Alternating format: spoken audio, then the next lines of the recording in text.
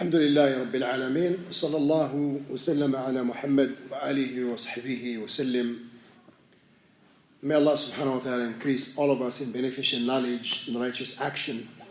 Inshallah, today we're going to take some benefit from the book of Sheikh Salih bin Fawzan al-Fawzan, may Allah protect him, which is called Summary of Islamic Jurisprudence.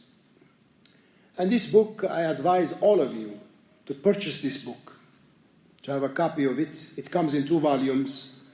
And this book, alhamdulillah, is very simple when it comes to the affairs of fiqh. How you can purify yourself, how you pray. He covers all aspects of the prayer. And also he covers the aspect of zakat, and also fast, the month of Ramadan, and the voluntary fast. And also he covers how to make Umrah, the rights of Umrah and Hajj and the like. All these details, alhamdulillah, they are found in this book. Business transaction, inheritance, and other than that. Marriage, and other than that. So I advise all of you to purchase this book. So inshallah ta'ala, in this class, we're going to talk about Friday prayer and questions, inshallah, at the end. At the end, inshallah. The Shaykh said, the day of this prayer, Friday, is the best day of the week. As the Prophet ﷺ said, among the most excellent of your days is Friday. So Friday prayer is an excellent day. It's an excellent day. In another hadith, the Prophet ﷺ said, we Muslims are the last to come, but will be the first on the day of resurrection.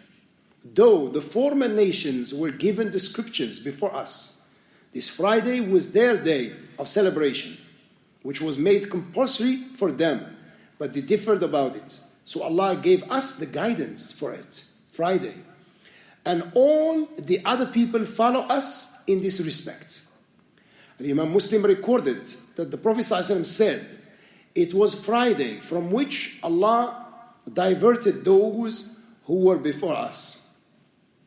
For the Jews, the day set aside for prayer was Saturday. And for the Christian, it was Sunday. When Allah sent us Muslims, He guided us to Friday as the day of prayer for us. Allah ordained the meeting of Muslims on Friday to draw their attention to His great favors upon them. The Friday sermon is ordained to remind Muslims of the favors of Allah and incite them to be grateful to Him. The Jum'ah prayer is ordained to be performed by midday to give the Muslims living in the same residential area the chance to gather in one mosque.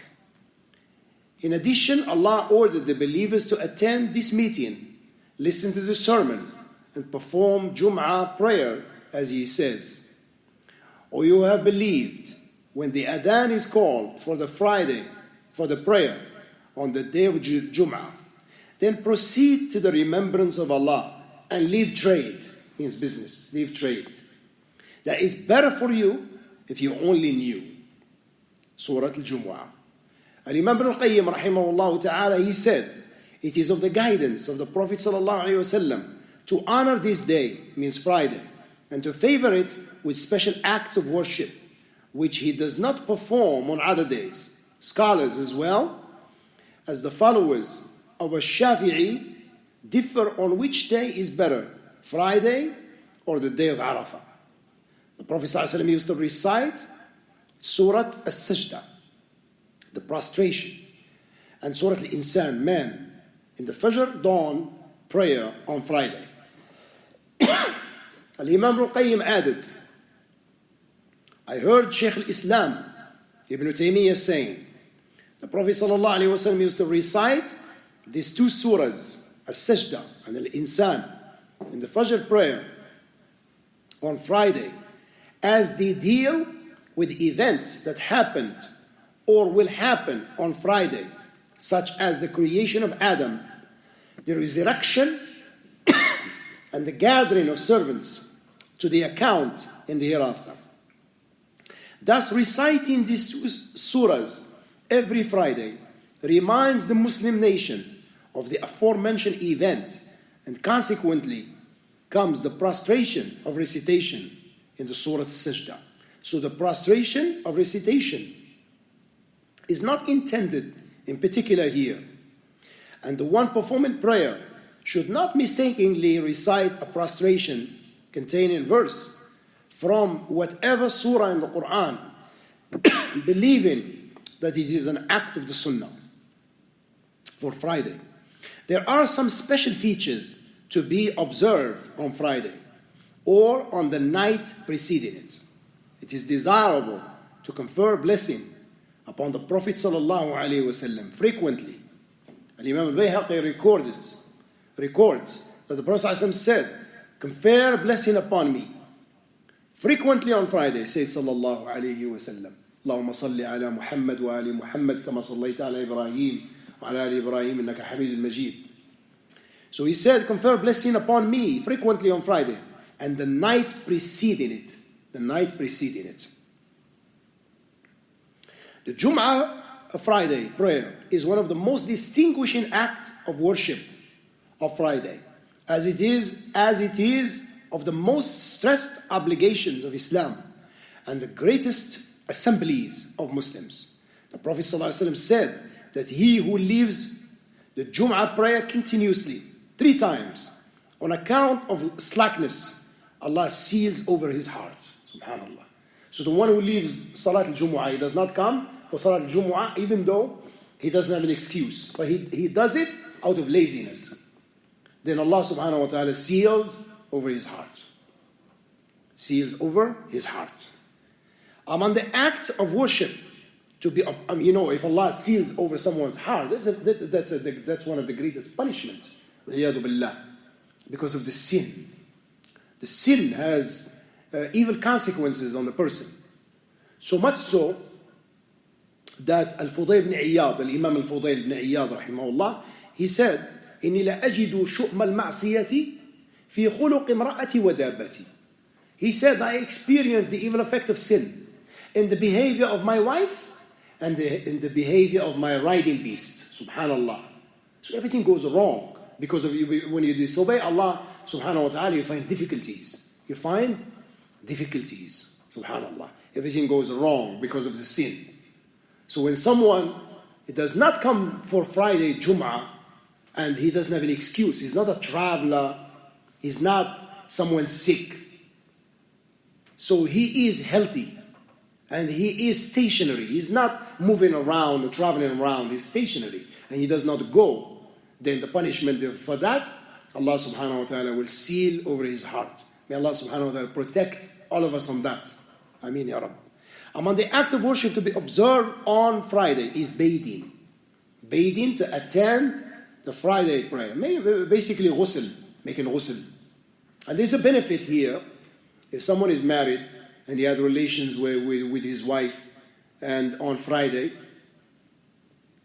and would like to take a bath, ghusl, for that state of being sexually defiled, and also wants to make a ghusl for Jum'ah.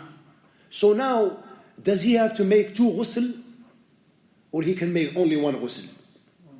1 ghusl, which is the opinion of the majority of the scholars, even though some other scholars, they said he does 2 ghusl, like Imam al-Albani, rahimahullah. But the most correct opinion is the opinion of Sheikh Sa'di, rahimahullah, Sheikh bin Baz, Sheikh bin Uthaymeen, Sheikh Salih al-Fawzan, that he can suffice with 1 ghusl. Likewise, if you come, for example, you come to the masjid late and you have not performed the Sunnat al-Fajr yet. Sunnat al-Fajr yet. For example, al-Fajr here is 6:30 and you walked in here at 6:20, for example. And you have not prayed Sunnat al-Fajr yet. If you can pray Tahiyyat al-Masjid and then Sunnat al-Fajr, this is better. But if you don't have the time to pray both of them, meaning Tahiyyat al-Masjid first, 2 rak'at Tahiyyat al-Masjid, then the 2 Sunnah al-Fajr, in that case, if the time is very, very tight, then in this case, what you do, you pray Sunnat al-Fajr with the intention to merge with it Sunnat Tahiyyat al-Masjid. Is that clear? This is very important. It's not clear to you. One more time. Okay. If you come in late and you want to pray Sunnat al-Fajr and Tahiyyat al-Masjid, but you don't have the time for both. You don't have the time for both. You understand? You have like a couple of minutes, and then the Iqamat Salat is going to be established. Okay. Now what do? Do you pray Tahiyyat al-Masjid and then pray the Sunnat al-Fajr, or you pray Sunnat al-Fajr with the intention to include Tahiyyat al-Masjid as well? Which one? Second. The second one. Is that clear? Is that clear? So you just pray 2 rakat with the intention of Tahiyyat al-Masjid? Naam. Yes, absolutely. So that is permissible. That is permissible. And the ulama, they mention this. For example, so a woman had some days to make up from Ramadan. She has some days to make up from Ramadan. And then the day of Arafah came up. The day of Arafah came up. And fasting the day of Arafah, what is the reward of fasting the day of Arafah? Your previous year and the following year. Yes. The sins of 2 years, the previous year and the coming year, will be forgiven, inshallah. طيب. Now, this woman, she fasted on the day of Arafah to make up from one day from the days that she missed in Ramadan. But at the same time, she has that intention that she's fasting on the day of Arafah. Would she get the ajr of fasting on that day or not? Would she get the reward of fasting on that particular day or not? Yeah, she will. She will get because the Prophet ﷺ, he said, إِنَّمَا الْأَعْمَالِ بِالنِّيَّاتِ. The actions are based on their intention. Yes, her main reason why she is fasting, because she is making up a day from Ramadan. But at the same time, it's a virtuous day. You understand? It's a virtuous day. So she gets the reward of that. She gets the reward of fasting on that virtuous day. The Shaykh, he said, Hafidahullah Ta'ala, he said about bathing. Now, he said, in addition, yes, among the acts of worship to be observed on Friday is bathing, to attend the Friday prayer, as it is stressed act of worship. Some scholars view this bathing is obligatory, and others maintain that it is obligatory only for one who needs to remove bad smell from his body. Like, for example, if you were working and you didn't have the time to go to run to the house and make ghusl. You had no time to make ghusl, right? And your body was not smelling. You didn't have like a bad odor, right? So you came to the masjid and you performed wudu. You made wudu, right? And you pray.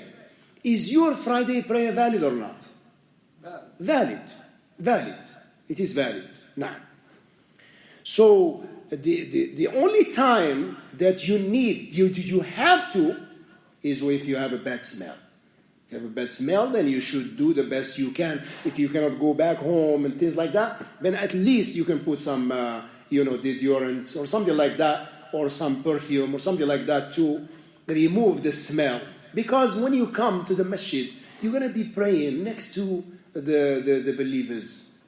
And also the angels, as it is in the hadith, they get bothered by the smell of the onion and also the smell of garlic, because it's a very, very strong smell. So what about the ones who smoke cigarette? Subhanallah, it's even worse. Those who smell, and some people, subhanallah, they don't take a shower and they smell, and then they pray next to you, and then you don't feel comfortable being next to them. They really bother you. The smell that comes out of them, they bother you. Now, so In addition, it is desirable to apply perfume on Friday. This is not for women. It's only for men. Only for men. Because the Prophet ﷺ used to put perfume on, which is better than applying perfume on the other days of the week.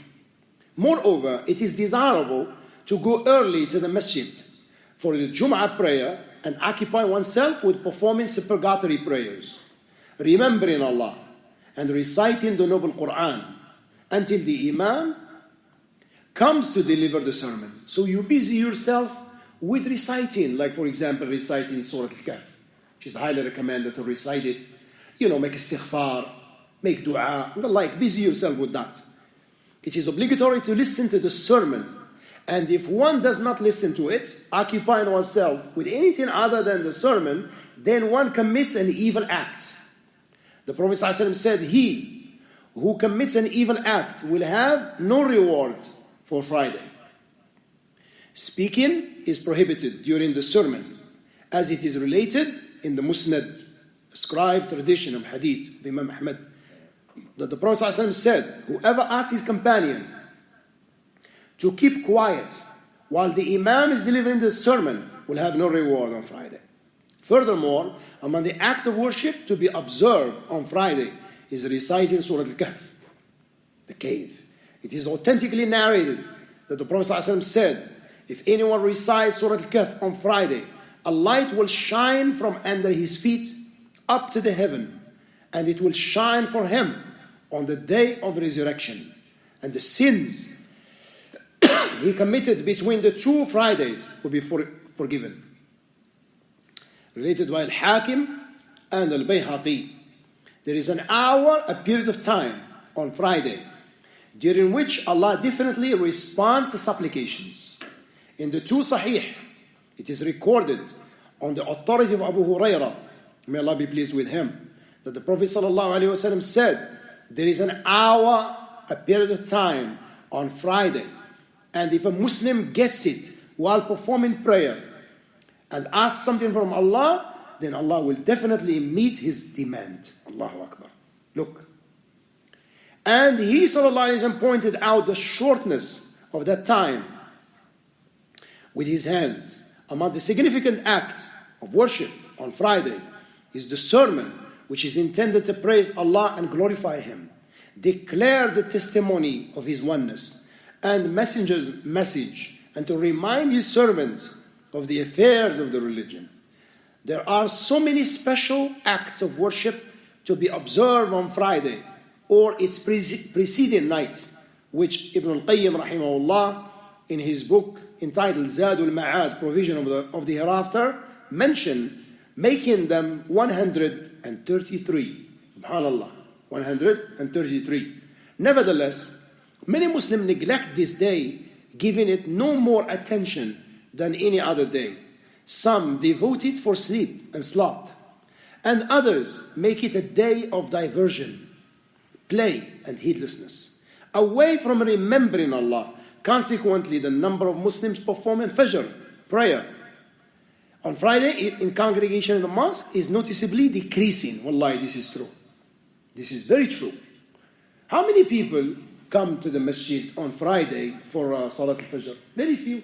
You can count them with your fingers. There is neither might nor power except in Allah. It is desirable for a man to go early to the mosque for the Jum'ah prayer and to perform 2 rak'ats when he enters the masjid as a prayer of greeting.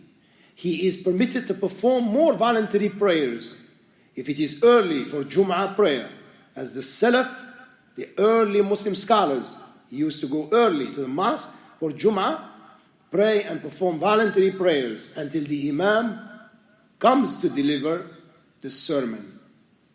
Shaykh al-Islam Ibn Taymiyyah rahimahullah ta'ala, he said, it is more entitled for a Muslim who goes early to the mosque for Jum'ah prayer to perform voluntary prayers until the Imam comes to deliver the sermon. It is stated in Sahih Hadith that the Prophet ﷺ said, then he may perform prayer as much as Allah has willed for him.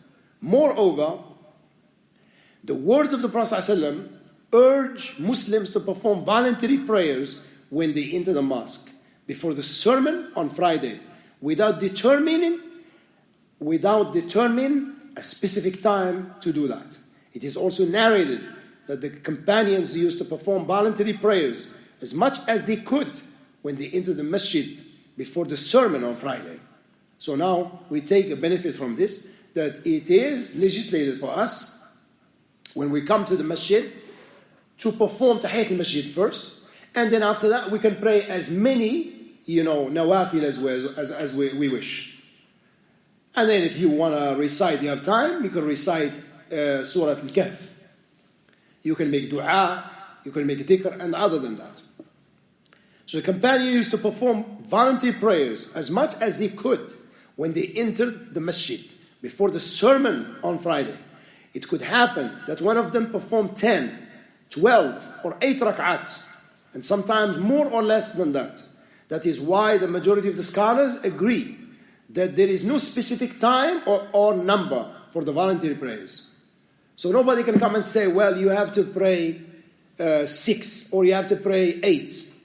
So when you give it a specific number, there is no evidence for that. There's no evidence. So you pray as much as you want. But there is no specific prayer, specific time or number for the voluntary prayers before Jum'ah prayer. And this voluntary prayer is considered a good deed, not a sunnah, means ratiba, regularly observe supplicatory prayer. You understand? Okay, so this is nafil, voluntary prayer. But it is not a sunnah ratiba. You know what sunnah ratiba is? He used to observe on a regular basis. Like for example, the sunnah before Dhuhr, sunnah after Dhuhr. You understand? Sunnah after Maghrib, sunnah after Isha. These are regular. He used to do them on a regular basis. But this one, before Jum'ah, if someone does not wish to do it, there's no sin upon him. There's no problem. And someone does it, inshallah, he will get the tawab. He will get the tawab. Now, but there's no specific number for them. If you want to pray 2 rak'at, it's fine. If you want to pray 4, it's fine. 6, 8, 10, 12 is okay. طيب. So he said that according to the soundest view, a Muslim is not legally blamed whether or not he performs voluntary prayers before Jum'ah prayer. However, if ignorant people believe it is sunnah ratiba, then in this case, giving it up will be better. You understand? It was mentioned previously that there is no sunnah ratiba before Jum'ah. You understand? There is no sunnah ratiba, means something the Prophet ﷺ used to observe before Jum'ah. There is none. But only a voluntary prayer. However, there is a sunnah ratiba after Jum'ah prayer. For it is recorded in Sahih Muslim that the Prophet ﷺ said, when any one of you performs Jum'ah prayer, he should perform 4 supplicatory prayers, units, afterwards.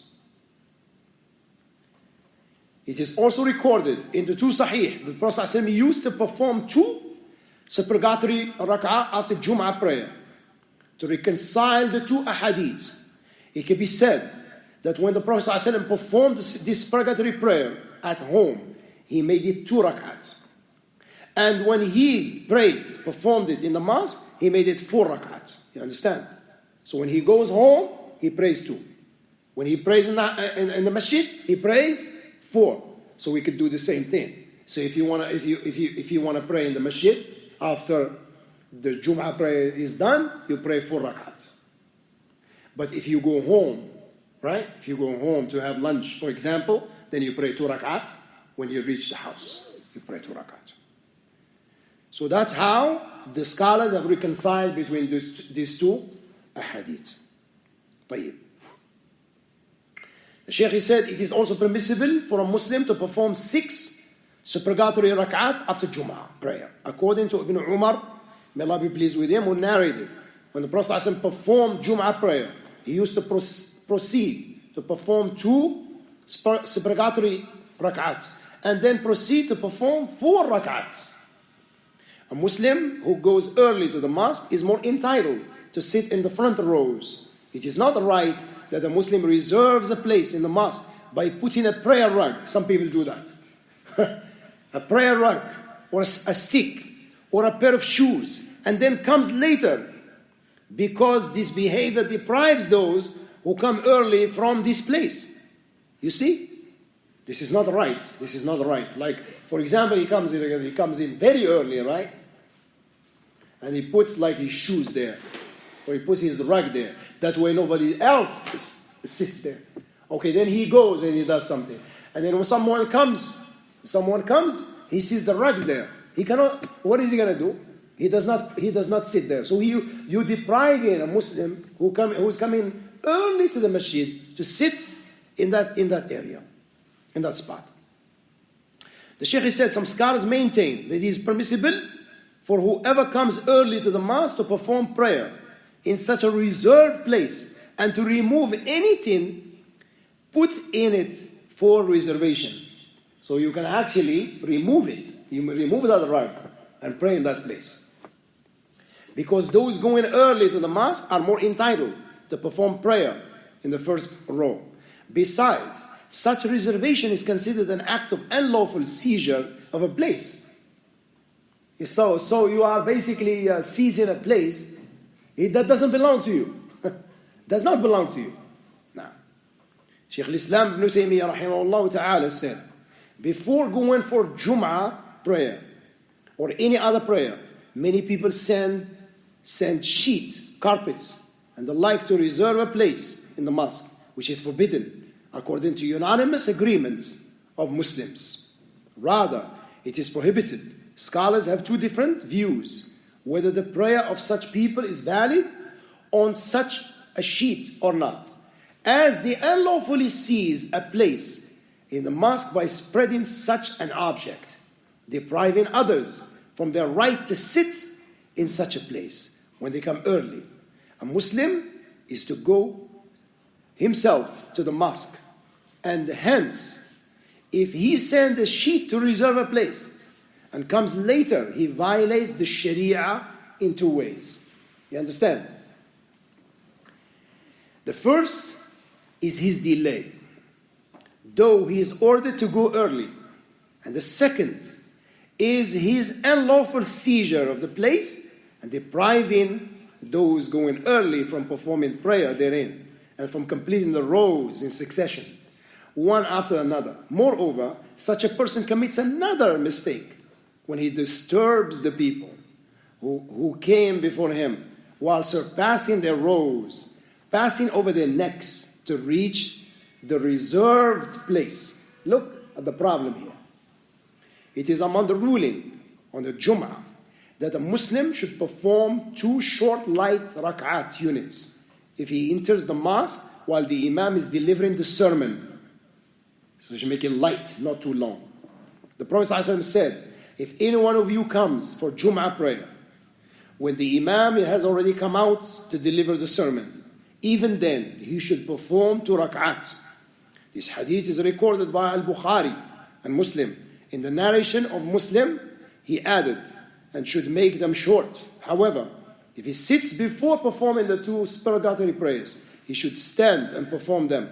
For the Prophet ﷺ told the man who sat before performing these 2 rak'at, get up and perform 2 rak'at.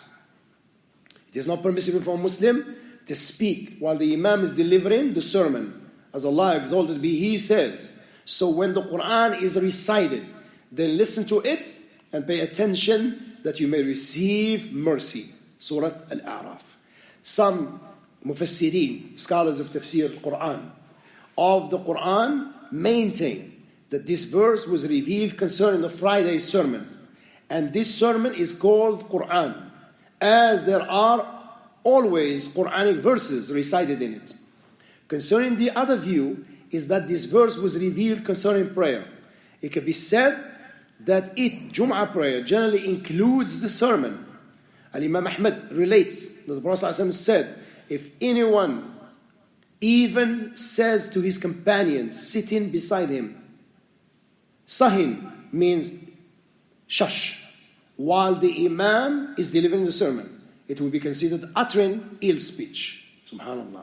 And whoever utters ill speech, there will be no reward, means the Jum'ah for him.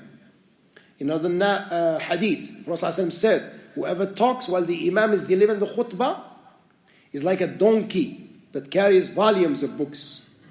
And whoever asks him to keep quiet and listen, there will be no reward Friday for him. What is meant in this hadith is that there will be no complete reward for Friday prayer for him.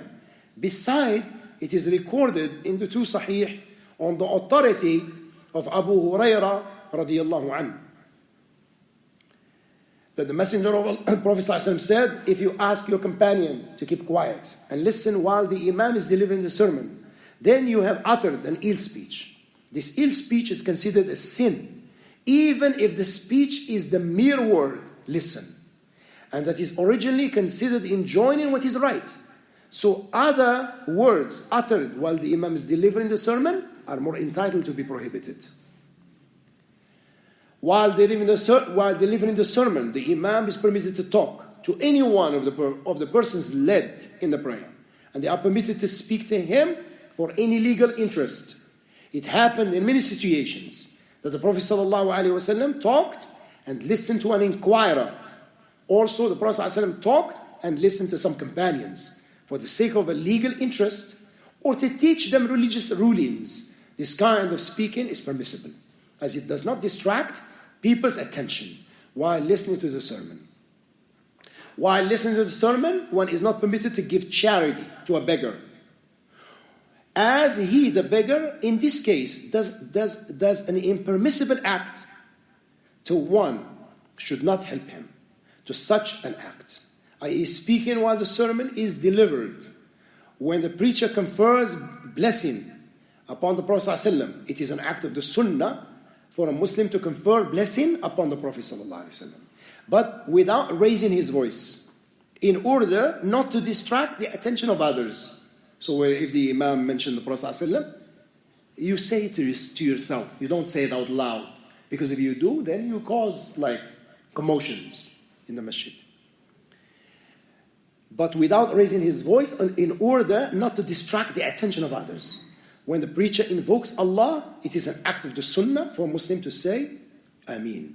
Like if he made dua, Allahumma arhamna, Allahumma ahdina, and things like that, you could say Ameen to yourself, raising neither his voice nor his hand. Because the Prophet ﷺ, he did not raise his hand while he was delivering the khutbah al-Jum'ah. He would not raise his hand while he's making the dua. So we don't do it, because the Prophet ﷺ, he did not do it. So this is the end of our class. If someone has a question, inshallah, faddal.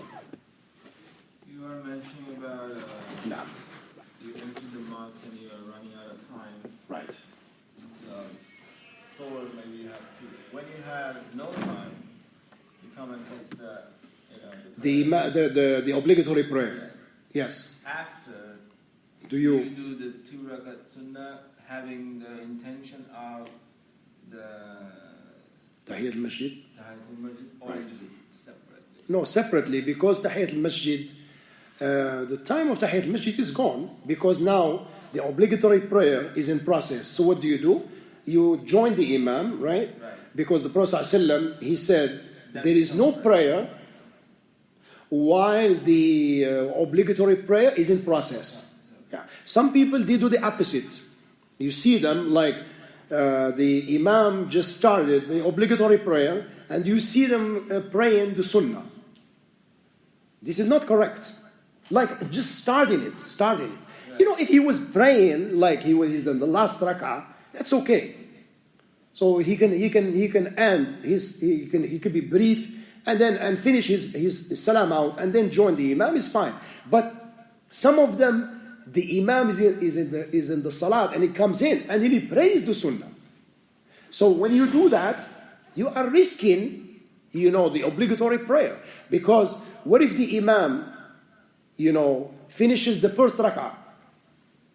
Then you miss the first rak'ah, which is obligatory. Which one is more important? The sunnah or that which is obligatory? That which is obligatory. So in this case, does he pray the sunnah after he finishes? there are, alhamdulillah, there are two ahadith. Sheikh bin Baz, rahimahullah, he mentioned this, that it is permissible to pray after you finish the obligatory prayer with the imam, you pray the sunnah al-fajr. It is permissible. Right?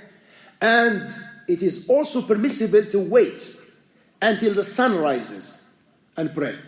So either way is fine. You want to pray right away? Because in certain situation, you may not have the time to wait, you're going to work or something like that. Then you pray to sunnah right after you finish al-farida with the imam, you pray to sunnah. Now. That brings another question. No. You say that if some people wants to continue praying after the sun comes out, No. I forget the name of it. Salat al-duha. Yes. But you can't really engage in topic on talk like in dunya. If you talk about it, Yes. still you can do it. But I heard that when you do other talk, it's just not valid anymore. To wait. Yeah, you're not supposed to be talking. But Word. can you tell the person, I'm sorry, I can't talk because but that's still you're talking. You know, some people don't. Like while you are Waiting. waiting, They don't know that I want to be quiet. you want to be in dhikr and things like that. You can. Let them know. Yes, you let them know. If you are, for example, after Salat al-Fajr, you sit in the masjid and you're making dhikr and somebody comes and start talking to you about the worldly affairs, you could just tell him, Akhi, you give him a greeting and you tell him, Akhi, this is a very virtuous time and there are a lot of reward, when you sit in your musalla until the sun rises. There's tremendous reward for you. So we can talk about the worldly affairs outside, inshallah, when we get done. Right. So that way he knows that this is not a proper time that you talk about those things. Perfect. Yes. No. Just want to clarify, this is the book? No. Yeah, that's the book. This is it? Yeah, that's the book. Okay. Yes. Yeah. No.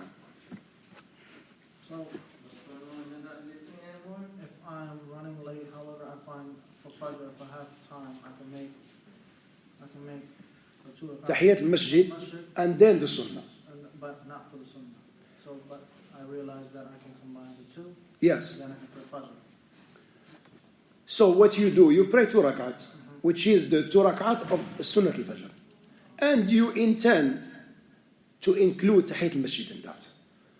So that is permissible. Sheikh bin Baz has a fatwa about that. نعم.